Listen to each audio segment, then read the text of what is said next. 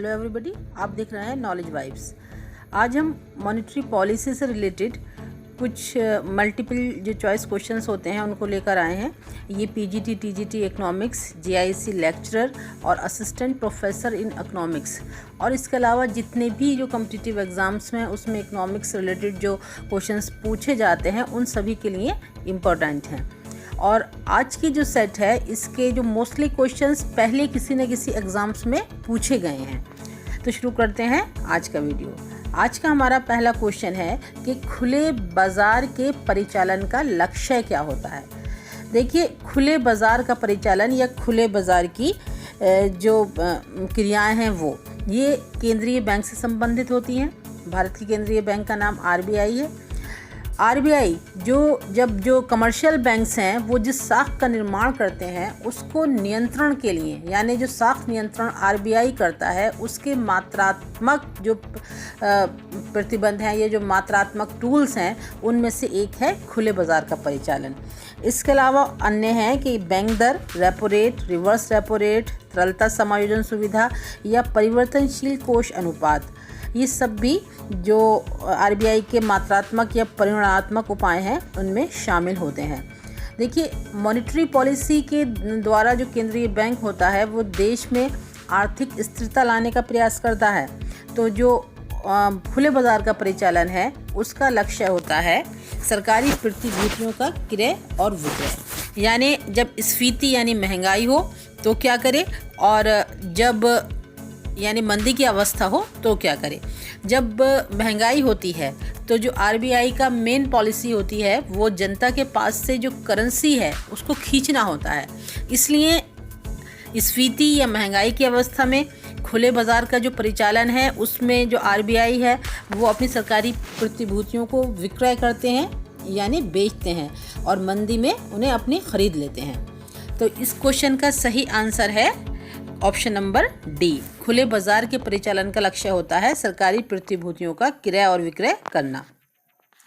Next है कि भारत में मौद्रिक समाहार के संबंध में M1 क्या कहलाता है। वृत्त मुद्रा है, भंडारित मुद्रा है, संकीर्ण मुद्रा है या मुद्रा गुणक है।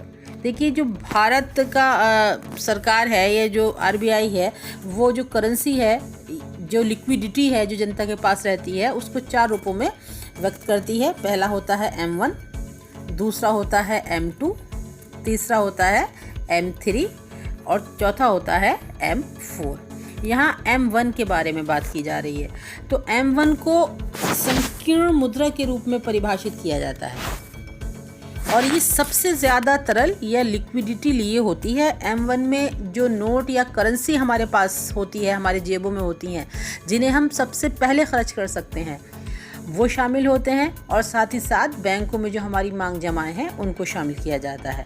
तो भारत में मौद्रिक समाहार के संबंध में M1 को संकीर्ण मुद्रा कहा जाता है। नेक्स्ट है, निम्नलिखित में से कौन सा मौद्रिक नीति का उद्देश्य नहीं है।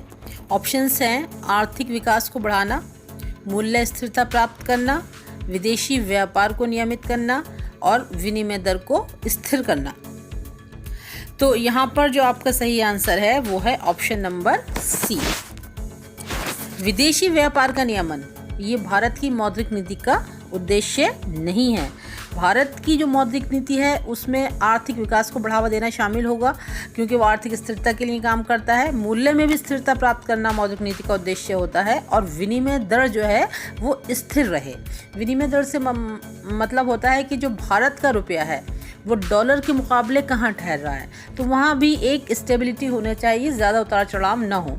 तो ए, बी और डी तीनों ही भारत की मौद्रिक नीति के उद्देश्यों में शामिल होंगे, लेकिन विदेशी व्यापार का नियमन भारत के जो मौद्रिक नीति है उसके उद्देश्यों में शामिल नहीं होगा। नेक्स्ट है कि निम्नलिखित में से किस मुद्रा परिमाण को भारत में विस्तृत मुद्रा के नाम से जाना जाता है। तो यहाँ है M3, यानी जो M1 पहले आया था, M1 को हम संकीर्ण मुद्रा कहते हैं और M3 को हम विस्तृत मुद्रा कहते हैं। इसके बाद नेक्स्ट क्वेश्चन है कि नर्सिंग कमेटी का गठन किया गया था। जो 1951 में नरसिंघम कमेटी बनाई गई थी, वो किस कार्य के लिए उसका गठन किया गया था? देखिए, जितनी भी कमेटियां हैं, केलकर कमेटी हो गई या बहुत सारी कमेटियां हैं, उनमें से कोई ना कोई क्वेश्चन कॉम्पिटिटिव एग्जाम्स में ज़रूर आता है। तो यहाँ पूछा गया है कि नरसिंघम कमेटी का जो 1991 में गठित की गई, किस लिए उसको गठित किया गया था? कि संवैधानिक सुधार के लिए, वित्तीय सुधारों के लिए, कृषि मूल्यों के निर्धारण के लिए या संरचनात्मक सुधार के लिए? तो नरसिंघम कमेटी का संबंध जो है वह है वित्तीय सुधार के लिए। नरसिंघम समिति 1991 में गठित हुई और वित्तीय सुधारों के लिए गठित हुई। समिति की जो प्रमुख सिफारिशें थीं वो थीं, जो वैधानिक तरलता अनुपात होता है SLR को अगले 5 वर्षों में 38.5 से कम करके 28% के स्तर पर लाना। इसके अलावा ब्याज दर का निर्धारण बाजार शक्तियों द्वारा तय किया जाना, विदेशी बैंकों में देश को प्रोत्साहित करना और बैंकों पर जो दोहरे नियंत्रण होते हैं उनको समाप्त करना। तो जो क्वेश्चन नंबर 5 का सही आंसर है वह है वित्तीय सुधार के लिए। नरसिंघम कमेटी 1991 में वित्तीय सुधारों के लिए गठित की गई। नेक्स्ट है, भारत में वित्तीय क्षेत्र के सुधारों में समाविष्ट हैं। भारत में वित्तीय क्षेत्र के सुधारों में समाविष्ट हैं। ऑप्शन है CRR तथा SLR को कम करना, दूसरा है बीमा क्षेत्र में निजी फर्मों का प्रवेश, तीसरा है ब्याज दर का नियमन या उपरोक्त सभी। तो देखिए, जो वित्तीय क्षेत्र के सुधार हैं उसमें ये सभी शामिल होंगे। तो इस क्वेश्चन का सही आंसर होगा ऑप्शन नंबर D। नेक्स्ट है, मौद्रिक नीति में परिवर्तन के संचरण के संचालन का क्रम बताइए। यानी कि जब हम मौद्रिक नीति में परिवर्तन करेंगे तो पहले क्या होगा, उसके बाद क्या होगा और उसके बाद क्या होगा। तो देखिए, जब हम मौद्रिक नीति में परिवर्तन करेंगे तो सबसे पहले मुद्रा की आपूर्ति में परिवर्तन होगा। तो सबसे पहले आपका आ जाएगा नंबर 1। उसके बाद क्या होगा, उसके बाद जो है ब्याज की दरों तथा परिसंपत्ति की कीमतों में परिवर्तन होगा, क्योंकि जो ब्याज की दरें हैं वो मुद्रा की पूर्ति से सीधे रूप से संबंधित होती हैं। तो जब मुद्रा में की पूर्ति में परिवर्तन होगा तो ब्याज की दरों में भी परिवर्तन होगा। तो ऑप्शन नंबर 4 आ जाएगा। और उसके बाद क्या होगा, उसके बाद जो आपका व्यय है उसका समंजन करना पड़ेगा। यानी अगर मुद्रा आपके पास घट गई है तो कितना खर्चों में कटौती करेंगे, या बढ़ गई है तो बढ़ी हुई मुद्रा को कहाँ खर्च को समायोजित करेंगे। और नेक्स्ट लास्ट में आएगा नंबर 2, फिर उत्पादन में सामंजस्य स्थापित होता हो जाएगा। तो इस क्वेश्चन का सही आंसर है 1 4 3 2, यानी ऑप्शन नंबर C इस क्वेश्चन का सही आंसर है। नेक्स्ट है, निम्न में से किस एक स्थिति में देश को सस्ती मुद्रा नीति अपनानी चाहिए? निम्न में से किस एक स्थिति में देश को सस्ती मुद्रा नीति अपनानी चाहिए? तो देखिए, सस्ती मुद्रा नीति का मतलब होता है सस्ती दरों पर ऋण उपलब्ध करा देना। तो यहाँ पर ऑप्शन दे रखे हैं कि जब कीमत स्तर बड़ा हो, ये बिल्कुल नहीं होगा, क्योंकि जब सस्ती दरों पर पैसा मिलेगा तो इन्वेस्टमेंट ज़्यादा होगा, कीमत स्तर और आगे भाग जाएगा। संतुलन, जो भुगतान संतुलन है वो विपरीत हो, ये भी बिल्कुल गलत है। स्वर्ण यानी सोने के देश के बाहर जाने की संभावना हो, ये भी गलत है। और ऑप्शन नंबर D यहाँ पर सही होगा, जब आर्थिक क्रियाओं और रोजगार का स्तर नीचा हो तब सस्ती मौद्रिक नीति अपनानी चाहिए, जिससे जनता के पास पैसा जाए, वो इन्वेस्टमेंट करे और रोजगार को बढ़ावा मिले। और जब रोजगार बढ़ेगा तो सभी आर्थिक क्रियाएं स्वतः ही सामान्य रूप से चलने लगेंगी। इसके बाद नेक्स्ट क्वेश्चन है, भारत ने न्यूनतम रिजर्व प्रणाली को कब अपनाया? यानी कि जो भारत में नोट छपते हैं वो न्यूनतम रिजर्व प्रणाली के आधार पर छपते हैं। तो इस प्रणाली को भारत में कब अपनाया गया? तो इसका सही जवाब है 1956। 1956 में भारत ने न्यूनतम रिजर्व प्रणाली को अपनाया। RBI ने नोटों की छपाई की आनुपातिक आरक्षित प्रणाली के स्थान पर 1956 में न्यूनतम आरक्षित प्रणाली को लागू किया। इससे पहले भारत में जो नोटों की छपाई होती थी वो आनुपातिक आरक्षित प्रणाली के आधार पर होती थी, लेकिन सन 1956 के बाद भारत में जो नोटों की छपाई है वो न्यूनतम रिजर्व प्रणाली के आधार पर होने लगी। इसके बाद नेक्स्ट है, नाबार्ड की स्थापना कब हुई? बहुत ही कॉमन और आसान सवाल है। नाबार्ड, और ये क्वेश्चन बहुत बार पूछा जाता है कि नाबार्ड की स्थापना कब हुई। तो नाबार्ड की स्थापना सन 1982 में। ऑप्शन नंबर बी सही है। कृषि तथा ग्रामीण विकास के लिए राष्ट्रीय बैंक नाबार्ड की स्थापना 12 जुलाई 1982 को शिवरमन कमेटी की संस्तुति पर की गई थी।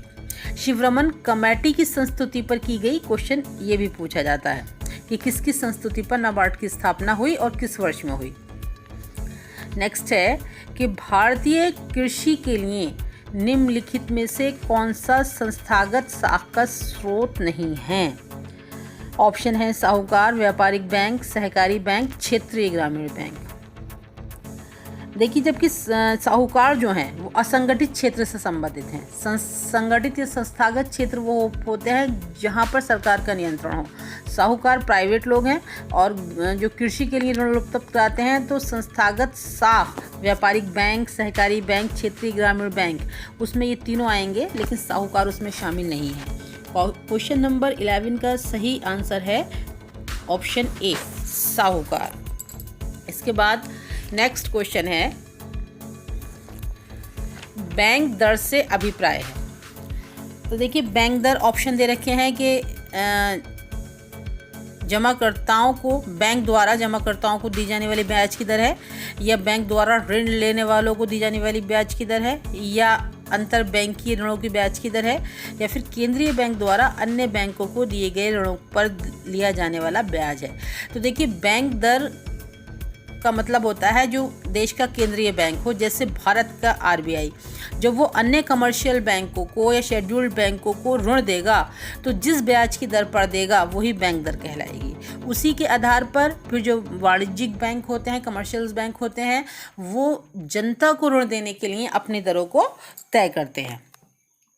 तो इस क्वेश्चन का सही आंसर है ऑप्शन नंबर डी, कि बैंक दर से अभिप्राय केंद्रीय बैंक द्वारा अन्य बैंकों को दिए जाने वाले जो ऋण पर ब्याज की दर है वो उसको कहते हैं। नेक्स्ट है क्वेश्चन नंबर 13, कि भारतवर्ष में नोट जारी करने की क्या प्रणाली है। तो भारत में जो नोट जारी किए जाते हैं वो न्यूनतम कोष प्रणाली के आधार पर किए जाते हैं।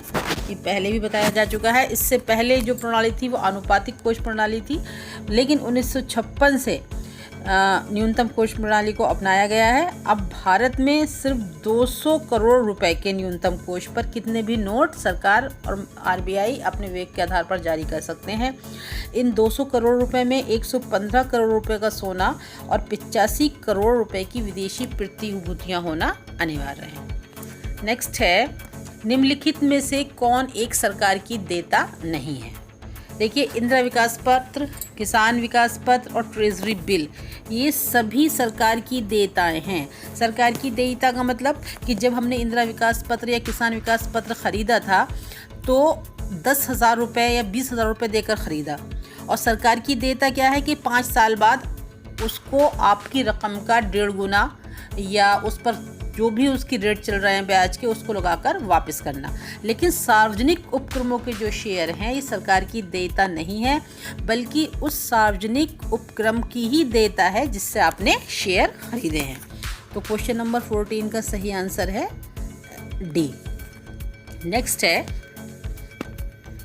भारतीय रिजर्व बैंक द्वारा परिभाषित मुद्रा की पूर्ति M1 में क्या सम्मिलित होता है। तो देखिए, M1 जो मुद्रा है वो सबसे ज़्यादा तरल है, यानी इसमें लिक्विडिटी सबसे ज़्यादा है। लिक्विडिटी सबसे ज़्यादा होने का मतलब है जिससे किसी भी जगह किसी भी हाल में आसानी से खर्च किया जा सके। मान लीजिए आपके जेब में जो नोट हैं या सिक्के हैं वो आप कहीं भी खर्च कर सकते हैं, चाहे वो मोहल्ले की दुकान हो, बाज़ार हो। लेकिन अगर आपके पास कोई क्रेडिट कार्ड है या डेबिट कार्ड है या कोई एफडी है तो उसे आप उतनी आसानी से खर्च नहीं कर सकते। तो जिस करेंसी में सबसे ज़्यादा लिक्विडिटी है, सबसे ज़्यादा तरलता है, उसको M1 कहते हैं।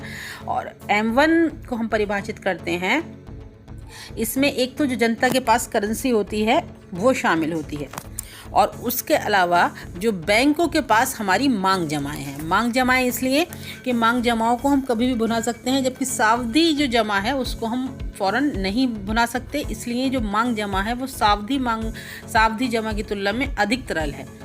तो M1 में सम्मिलित होता है जनता के पास करेंसी और बैंकों के पास मांग जमाएं। तो ये थे हमारे आज के क्वेश्चंस। वीडियो अगर पसंद आया हो तो लाइक, शेयर और हमारे चैनल को सब्सक्राइब करें। Thank you.